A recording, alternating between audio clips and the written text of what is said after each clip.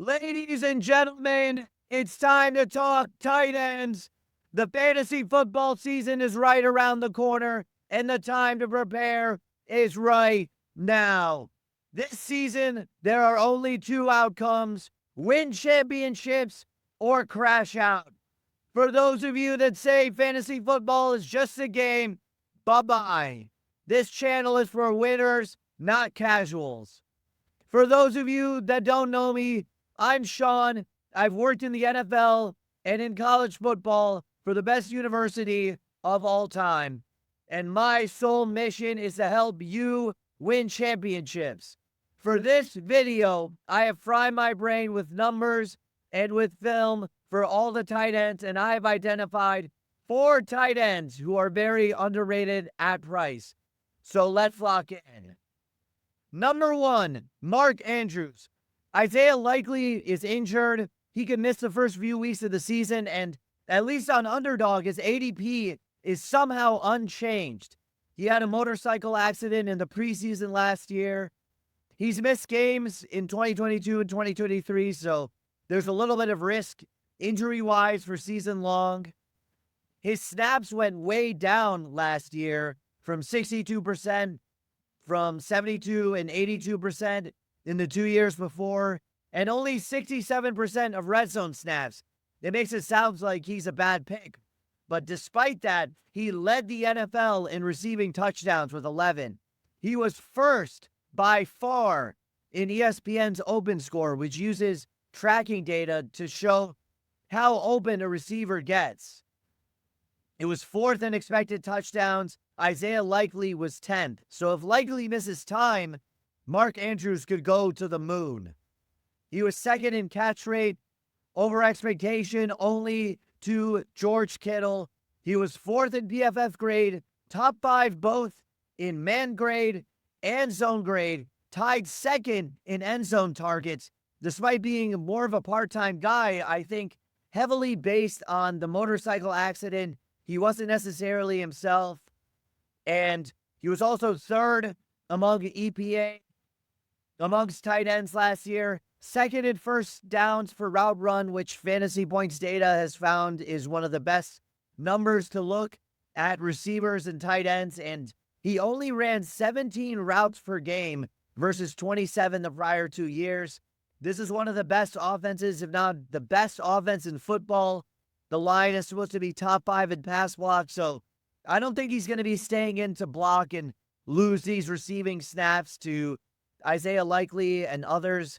I think the DeAndre Hopkins signing will have some effect, but Andrews is such a steal at tight end 7, and the Likely injury should move him up a lot, especially in season long as you try to make the playoffs, and his price has not changed at all, and it's crazy to me. Number 2, TJ Hawkinson. He's in the second year coming off a major injury that he suffered in December of 2 seasons ago. Last year, he only played 47% of snaps versus 80 and 84 in the 2 prior seasons. In his season as an undefeated national champion, J.J. McCarthy relied heavily on Colston Loveland and Michigan, and I think he's going to do the same with TJ Hawkinson in his rookie season as a Minnesota Viking. They obviously still have Justin Jefferson, Jordan Addison suspended for the first 3 games of the season, but I think Hawkinson could easily be the number 2 target in this offense and develop heavy chemistry in those initial 3 games that Addison is suspended. TJ Hawkinson was top 2 among tight ends in expected fantasy points in his last 2 full seasons. He was second in yards per route run, fourth in first down percentage, and first in PFF grade against man coverage. He's a total dog, and he was still good against zone coverage, but man, he stands out like crazy. He was 6th overall in first downs for route run, which is a very predictive metric, as mentioned, for tight ends and wide receivers. He only ran 17 routes per game off the injury-riddled season last year compared to 33 and 32, which is basically half, and he'll be closer to normal in this upcoming season. Kevin O'Connell, offense's cook, he had top 6 passing yard seasons that I mentioned in the QBs video that I made a couple days ago.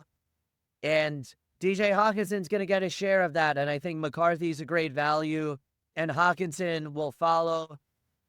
Hawkinson, still coming off an injury, was 8th in PFF grade and 3rd in 2023.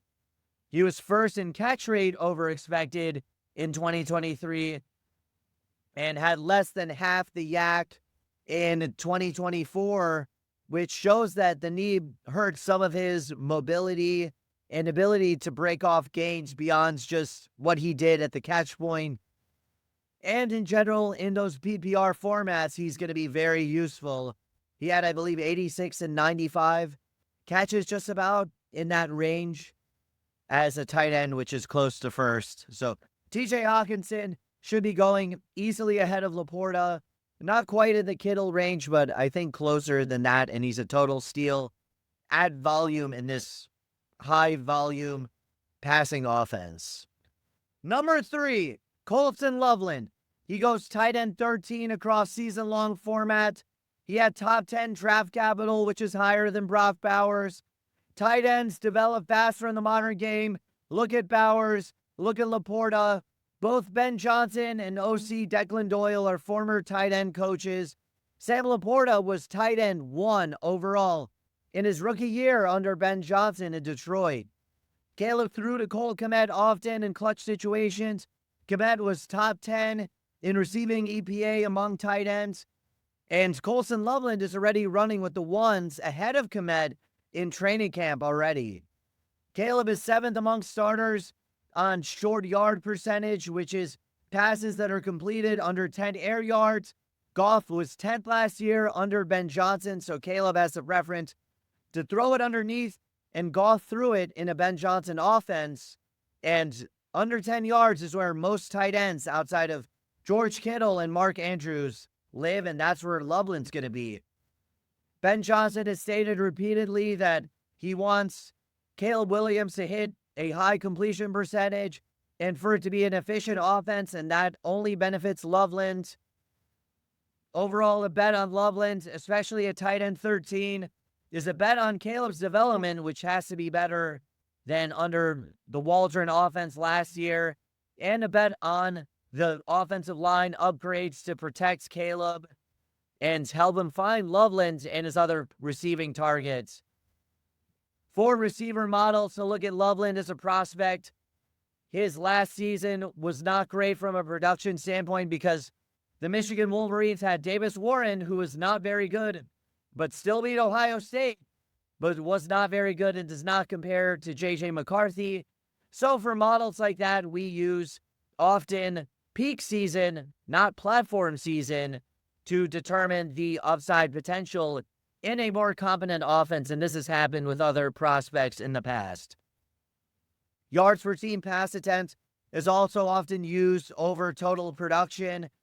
A lot of players in college, they're in much more run-heavy offenses versus pass. It's far more dramatic at the college level than in the NFL, and we can penalize Colston Loveland for being in an offensive system and environment that wanted to establish the run, win in the trenches versus spread it out and throw it a ton.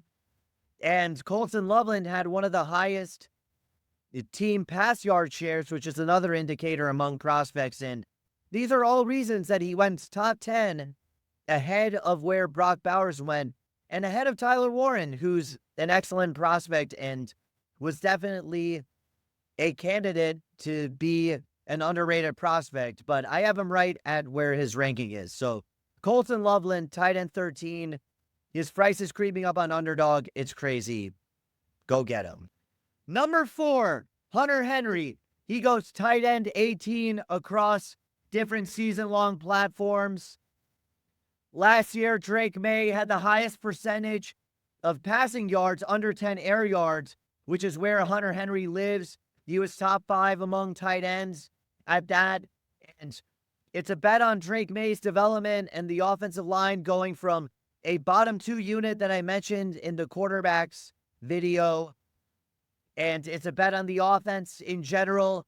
Hunter Henry was 9th among tight ends in expected fantasy points last year, tied 5th overall in targets, 5th in air yards percentage, ninth in catchable targets, tied third in end zone targets, fourth in inside the 10 targets, seventh in red zone targets. Do any of these sound like 18th to you? Top 10 in catch rate over expected, over starting tight ends. First in 2023, Hunter Henry's excellent at the catch point. He's not much of a yak guy, but that's fine when he's cooking in all of these different areas. He was 13th in PFF grade in 2024, 9th in routes per game, top 10 in snap share, and 4th in red zone snap share. He wasn't as good in man coverage, but at his price at tight end 18, with a bet on an ascending Drake May, a better team in general, closer to a league average pass blocking offensive line, more yards for May. You already trust Hunter Henry a lot. They did add Stephon Diggs and Kyle Williams, but I think the overall offense will rise so much, and Henry is an insane value at tight end 18. Was a single thing that I mentioned 18th worthy? It's crazy. He's a total steal at price. So in summary, Mark Andrews cooked whenever he stepped on the field. He was basically top 4 in everything, and he should play more next year. Baltimore is one of the most invested organizations in analytics. Get him in the game. It's pretty obvious. TJ Hawkinson is in the second year coming off a major injury, and he should get back to normal usage in a lit KOC offense with JJ McCarthy, who loves his tight ends. Colson Loveland is a top 10 elite prospect in an ascending Bears offense with a new coaching staff that likes him and wants to use him. Hunter Henry gets used like a top 10 or 12 tight end. He goes tight end 18 in an ascending New England offense with a better offensive line and an improved Drake May. They're all steals at their price. Honorable mention would be Brock Bowers, Tyler Warren, and Tucker Kraft, all of whom are awesome. Kraft, especially in a best ball, more inconsistent format. I have them at their ranking among tight ends at their position, but slightly higher ADP than where they go. So I'm Sean FF. I'm on X at FarshiFF, YouTube Sean FF.